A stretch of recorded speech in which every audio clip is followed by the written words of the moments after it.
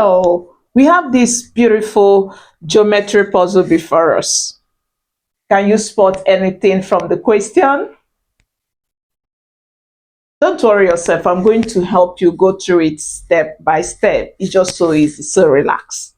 Now, in this question, we are given this diagram to find the area of the shaded region, which this is the part. Now, when you look at this shape, what shape did you spot? You observe that this is you see that this is, when you draw a circle, just watch. If you draw a circle and then divide the circle equally into 4 parts, we call this part, just one of it is what we call the quadrant. So in this diagram, we are given, this is our quadrant. Just watch, this is our quadrant. And in this quadrant, inside it is, we have inscribed, this part is the half of the circle. This is a semicircle or half of a circle. And we have another semicircle or half of a circle, 2 of them. And you observe that these 2 are joined together, touching each other at this point.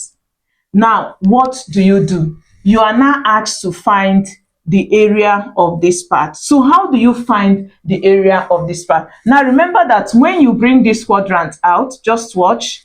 If you bring this out, see what you have. Remember that this is the center. So the distance from the center to this part is your radius. So it means that this measurement given here is the radius of this particular quadrant. So what do we do to find the area of the shaded region?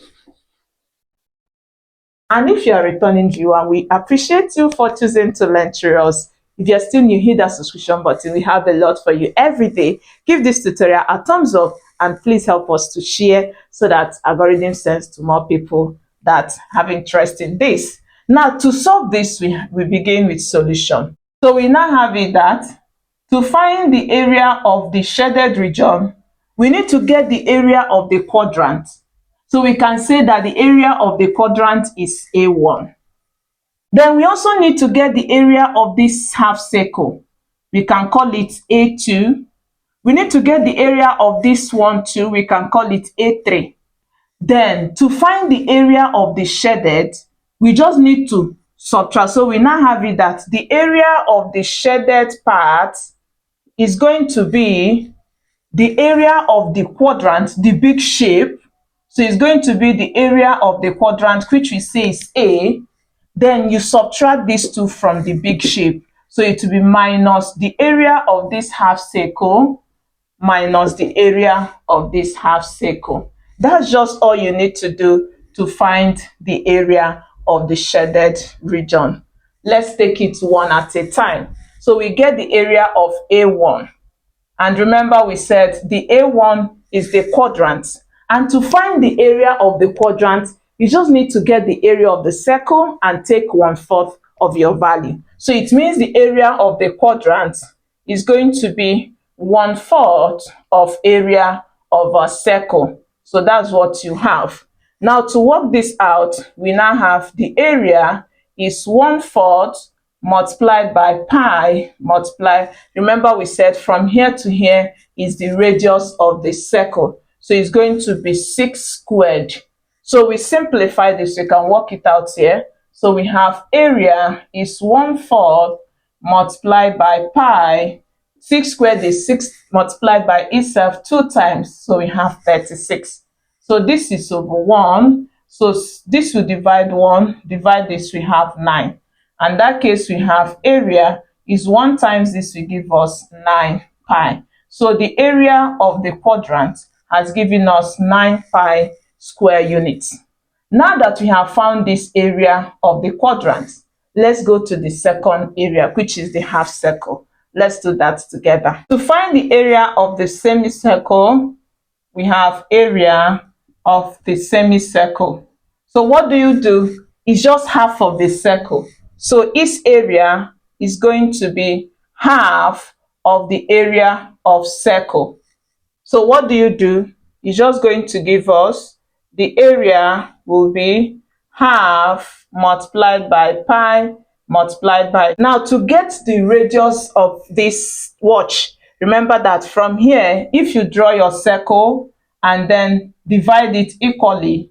This is your diameter. Did you see that? So this line becomes the diameter of the semicircle, of the half circle. So in that case, if this is diameter, we know too well that diameter is always 2 multiplied by radius. So if you want to find the radius of this, you just need to divide the diameter by 2. So divide diameter by 2 gives us the radius of the half circle. So in that case, we are going to now have, from here to here is 6. So half of it will give us 3 meters. So we are going to have 3 squared.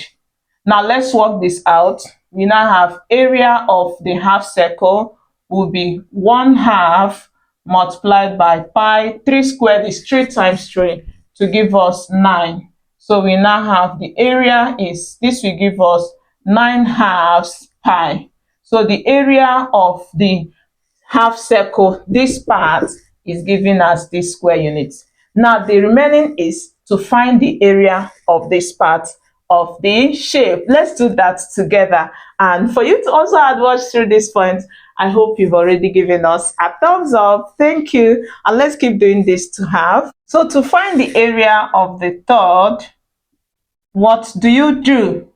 Now remember that this is the center of this semicircle.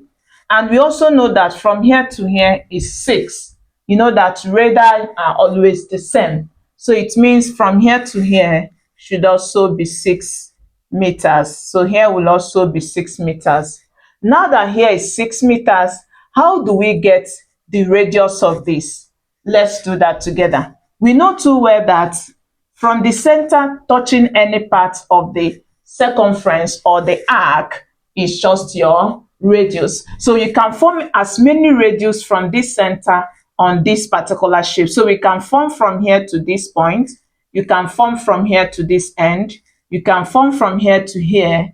You can also form from here to here. But we have this particular radius we are targeting. We know we can form a radius from here to touch this part where these two half circles come in contact. So let's draw our radius to touch that part, and it's going to give us a straight line. So this is our radius.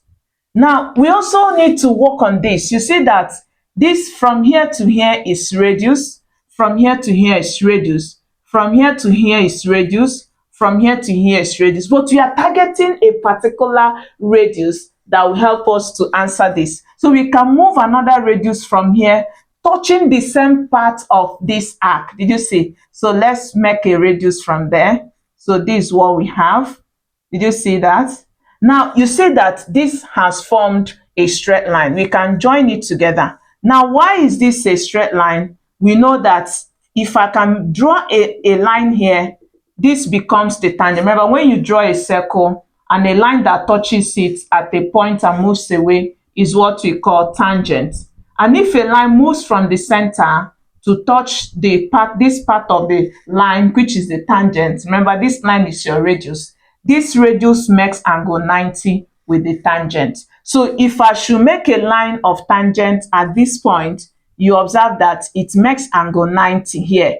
And if it makes angle 90, this also makes angle 90. And because it's angle 180 degrees, is formed angle on a straight line. So in that case, this has given us a straight line. It means that this is supposed to be a straight line since it makes angle 180 at this point of contact.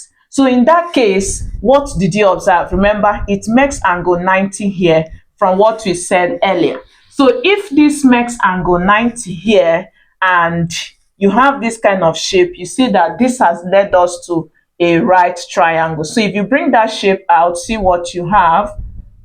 Now remember that from here to here is your radius. Then from here to here is also your radius. But we know the value of this radius. This one is 3. So it means that from here to this end will also give us 3 meters.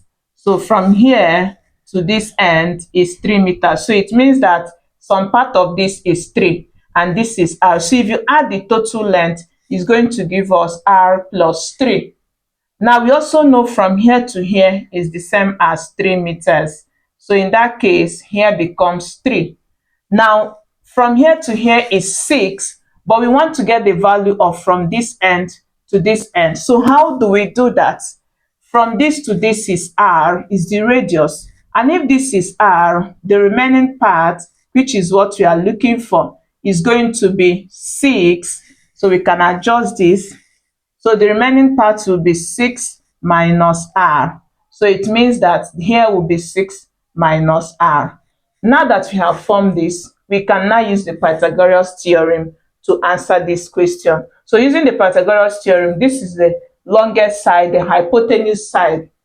So it's going to be r plus 3 square is equal to the sum of the squares of the two tails. So it's going to be 6 minus r squared plus 3 squared. Let's solve this together. So from this end, we need to remember that for every a plus b squared, it's always a squared plus b squared plus 2ab. So if you apply this here, you are going to have r squared plus 3 squared plus, use 2 to multiply this, so we have 2 times r times 3. That is for this, is equal to, then when you have this, what does it give us? Using your algebraic identity, a minus b squared is always a squared plus b squared minus 2ab. So what do? Apply it here. So we're going to now have, let's bring it down. So we have 6 squared. So this is, let's write it here, 6 squared, then plus r squared minus, we now use 2 to multiply 6 and then multiply r, plus 3 squared gives us 9.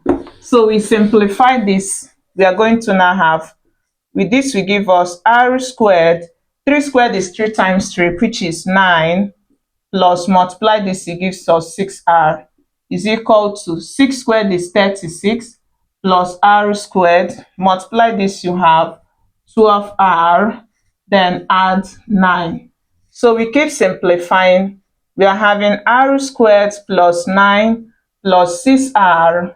You can add this, and that will give us 45 plus r squared minus 12r. What do you do at this point? R squared, so subtract r squared from both sides. And when you do that, we are going to now have, this takes off, so we have 9 plus 6r is equal to 45. This we subtract, we have minus 12r. And what do we do next? Let's add this to both sides. So if you add 12r here, we are going to now have, so this gives us 9, add this, it gives us 18r is equal to, this takes off, so we have 45. Keep simplifying. We have 9 plus 18r is 45. Subtract 9 from both sides. When you do that, we now have 18r, subtract this, it gives us 36. To get r, divide both sides by 8.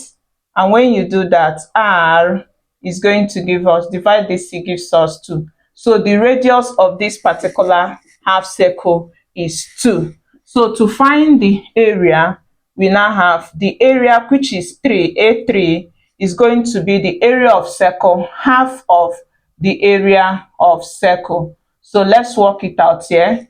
We now have A3 is half multiplied by pi, then our radius is 2, so it's going to be 2 squared.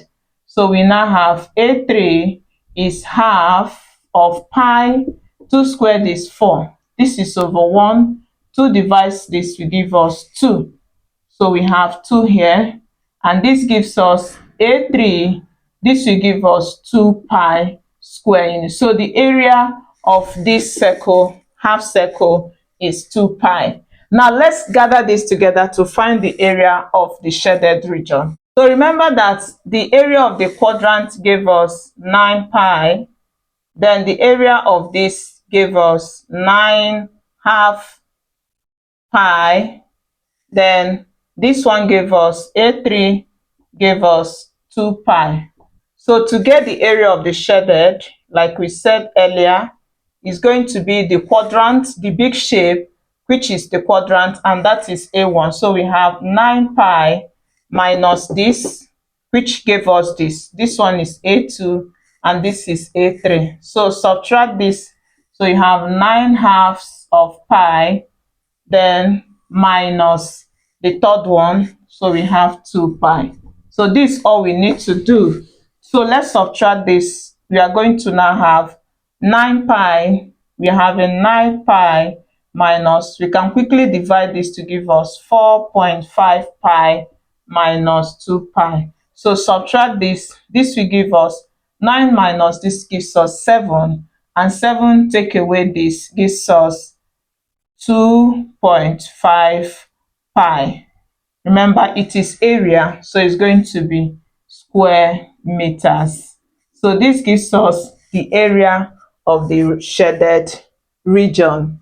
And I hope you really learned something. Don't forget to tell us how much. You can also ask questions. I'll be there with you in the comment. And I'll also be curious to see your own method. Give this tutorial a thumbs up, and please help us to share so that the algorithm sent to more people.